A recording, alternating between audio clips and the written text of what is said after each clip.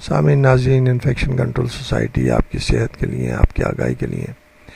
اور آپ کو طبی معلومات پہنچانے کے لیے مضامین آپ کی سماعت کے لیے پیش کرتی ہے۔ آپ کا میزبان ڈاکٹر حسن نواب آپ کی خدمت میں حاضر ہے۔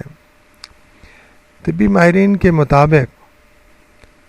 اور وہ اس بات پر متفق ہیں کہ اگر اس مرض کے علاج میں کوتاہی برتی جائے، یعنی کہ بلڈ فشار خون اور شہرگ میں شگاف کے مرض میں کوتاہی برتی جائے تو ہر گھنٹے کی تاخیر کی سبب شرح اموات میں 7% اضافہ ہو جاتا ہے۔ اگر شگاف کی قسم A ٹائپ ہے تو 25% مریض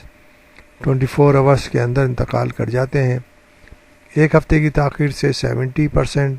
اور 2 ہفتے کی تاخیر سے 80% مریض موت کے منہ میں چلے جاتے ہیں، جبکہ اس مدت کے بعد مرض دائمی ہو جانے کی صورت میں اموات کی شرح کم ہو جاتی ہے۔ پیچیدگی کے شکار مریضوں میں 20% اسپتال پہنچنے سے قبل ہی انتقال کر جاتے ہیں۔ دوسری صورت میں بروقت ڈائگنوسس یا تشخیص اور علاج کے باعث نہ صرف بلند فشار خون پر قابو پایا جا سکتا ہے بلکہ کئی پیچیدگیوں کمپلیکیشن سے محفوظ رہ کر نارمل زندگی بھی بسر کی جا سکتی ہے۔ البتہ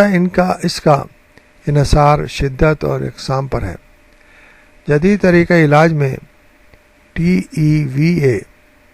تھوریسک